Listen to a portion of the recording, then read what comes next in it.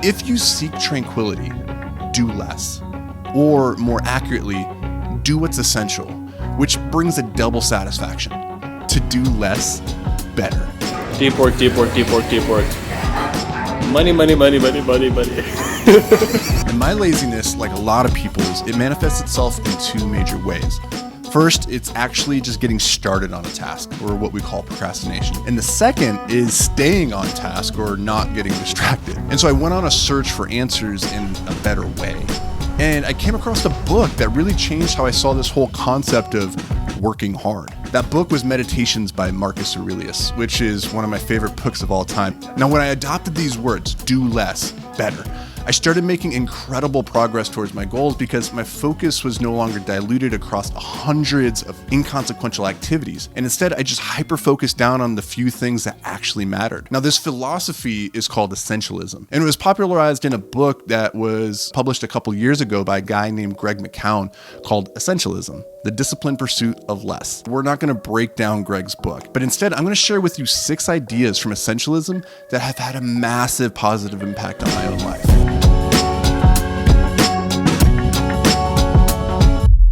The first lesson is this: success isn't about how much you get done.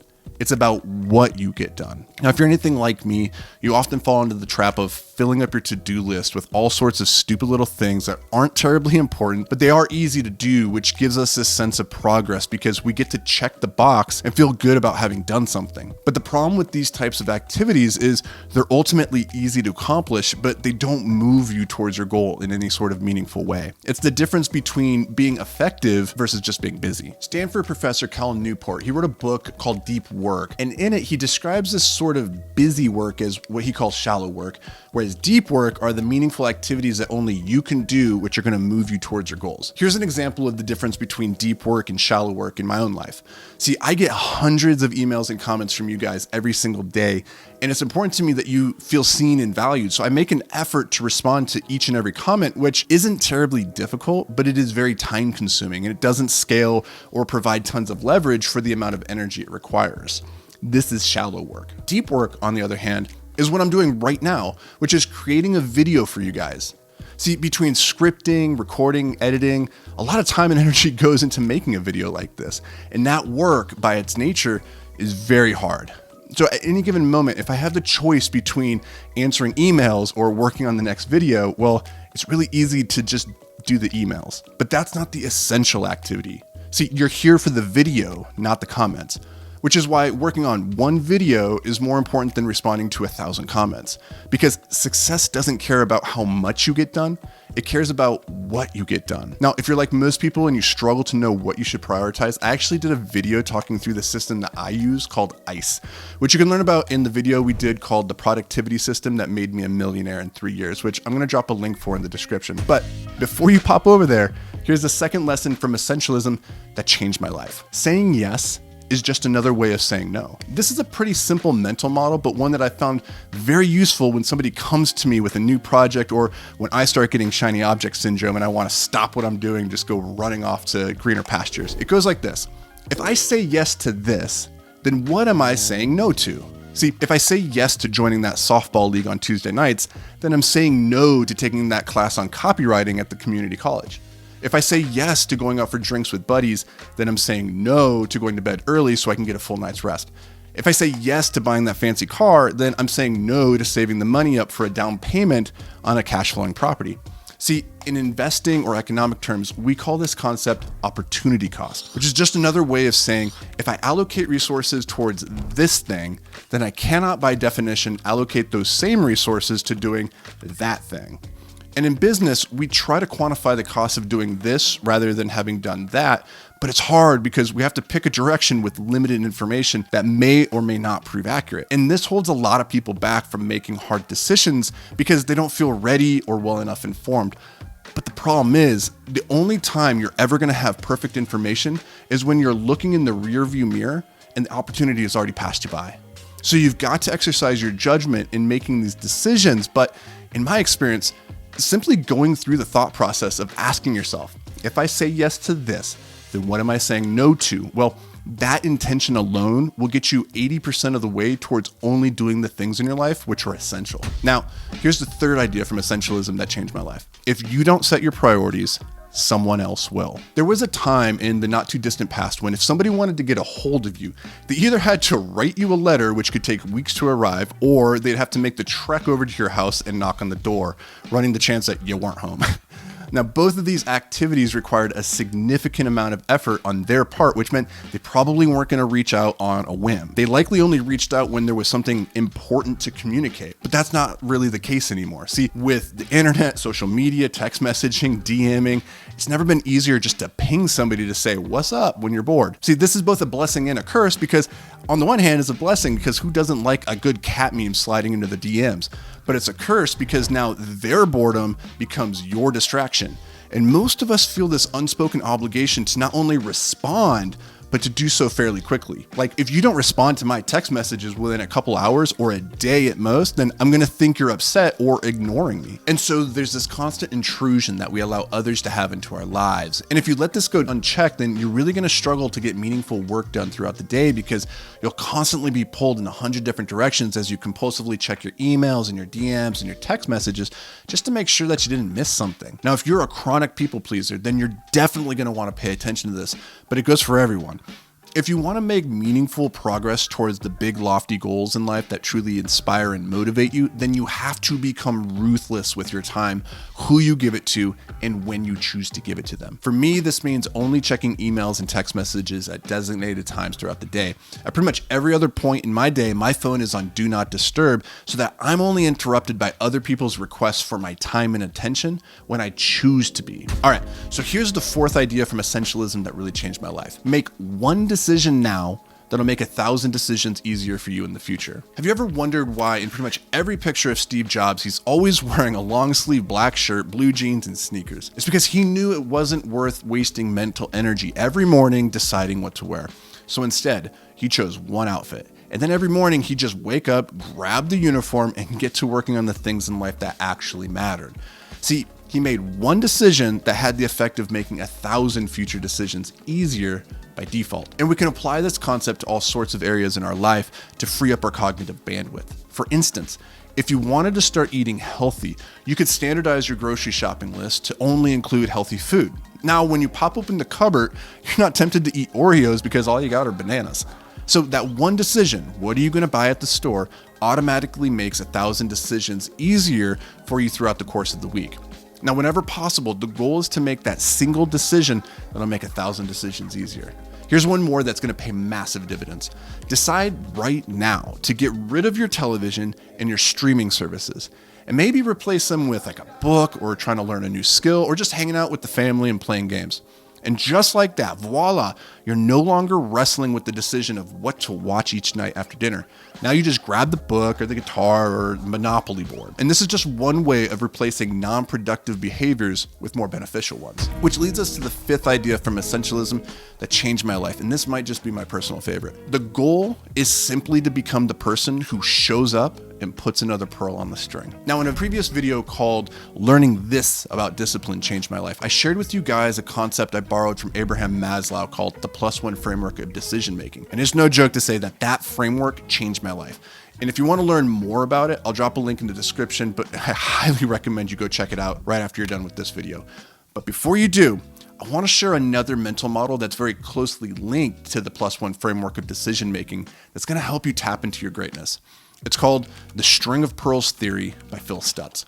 See, whenever you're pursuing a difficult goal, which requires you to execute certain difficult essential activities, you're likely to experience this internal resistance, this voice inside that tells you you're not good enough, or like what makes you think that you can do something like this. And this internal critic is born from your self-identity. That is, the beliefs you have about who you are and what you're capable of. For me, I spent most of my life struggling against the identity that I had for myself that said, I'm lazy, I'm unfocused, I'm undisciplined. And you can see how this identity isn't going to help move you forward towards your goals, right? In fact, for most people, because they are their own harshest critic, that identity they have of themselves, it stops them from ever even taking the first step. Well, to overcome this, I want to introduce you to the idea of the string of pearls. Now, in this framework, imagine a string of pearls. Each pearl on the string represents an action towards your goal. And just like with all strings of pearls, no one pearl is the centerpiece, right? No one pearl is more important than the others.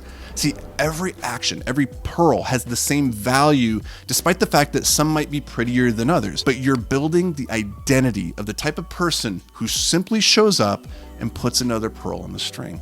That's it. And I find this framework incredibly powerful because it taps into the one thing that humans find most fulfilling in life, which is a sense of progress. See, humans are like that urban legend about the sharks that says, if you're not swimming forward, you're drowning.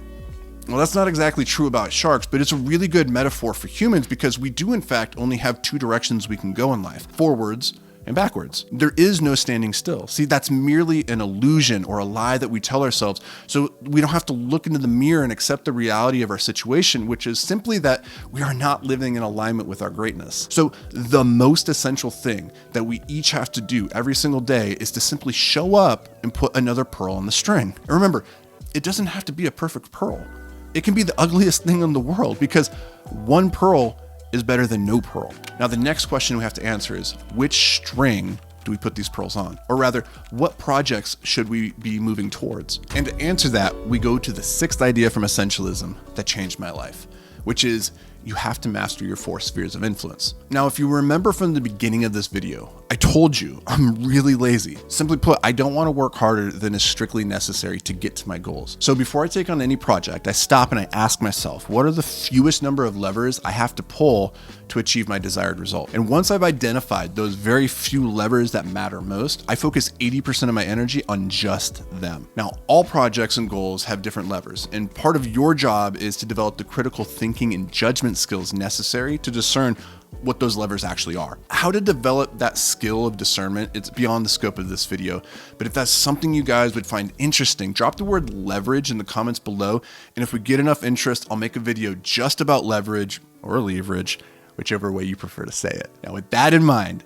in the project of life, regardless of who you are or where you are, I found that there are 4 levers which matter most, and I call these my 4 spheres of influence, and it's essential that everybody master them. They are your mindset, your health, your wealth, and your skills. See, these are the 4 areas that directly influence your quality of life and that you are almost entirely in control of. There is a 5th sphere that you're partially in control of, which I'll share in just a second as a sort of bonus. But first, it starts with your mindset. See, your mindset is the lens through which you see the world. If it's broken or scuzzy or distorted, then that's gonna affect how you see things. And in a very real way, your beliefs become your thoughts, which become your actions, which in turn drive your results. So if you want to improve your results, it starts with improving your beliefs, which is just a byproduct of your mindset. Now, I know some of you watching this are probably thinking, lame, my mindset is fine. It's just that I don't know what to do. Give me something less foo-foo and more tactical. And I get it. I thought the same exact way at the beginning of my journey. But the thing is, there's levels to this mindset game. And regardless of where you or I are standing on the path, we just cannot see the next level until we're actually standing on it. And once you're there, you'll be able to turn around and look down at where you were, and you're going to realize, holy crap, like I knew nothing, right? And it's with this in mind, I encourage you to get into the mindset weight room every single day to continually hone this muscle. And there's a lot of ways to do it. Some of the most popular ones are meditation, you got prayer and journaling. That's my personal favorite. Now, the 2nd sphere of influence is your health. If your mindset is the windshield, then your health, your body is the vehicle carrying you through life. And the unfortunate news is that a lot of people don't seem to have figured out that you only get one body. So you'd best take care of it, because once you trash it, it's trash. There's no trading it in for a new model or anything like that. Now, what a lot of people overlook is all the daily routine and maintenance that goes into keeping that vehicle in tip-top shape. Now, there are 3 areas in particular you're gonna wanna develop a daily care routine around. That's your sleep, your exercise, and your nutrition. But that's a topic for an entirely different day. The 3rd sphere of influence is your wealth.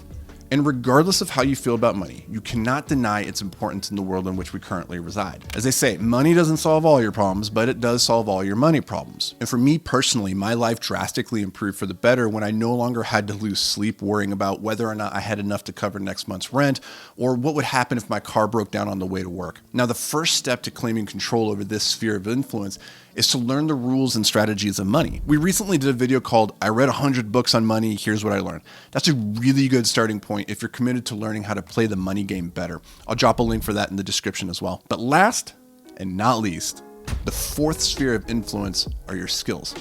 So your skills are ultimately the thing that enables you to change the world around you. The better, more high value skills that you develop, well, the more high value change you can make in the world. And I think deep down, we all want to leave this world a little bit better than we found it. Well, your skills are the thing that enable you to do that. If you're curious to learn what I think are the 6 most valuable skills in the world, then again, another link in the description. And last but not least, the 5th bonus sphere of influence is relationships. Now, I don't include this in my primary 4 spheres because relationships are by definition a two-way street, which means you really only control half the equation. But with that said, if you ever ask an 80-year-old in a retirement home what truly matters in life, they'll almost always say it's about the people you loved and the people who loved you. And so it seems only fitting that we've saved the best, or rather the most essential, for last. Now, I'm no expert on relationships, but it is clear to me that what makes this game of life worth living are the people around us. So let me just take this opportunity to say thank you for being here, for checking out this video, and for being a part of this amazing community. I know your time is precious, so thank you for spending it here with me. I hope you got a ton of value out of this video. And if you did, let me know in the comments, what was the most essential lesson that you took away? And until next time, my friend, stay hyper-focused.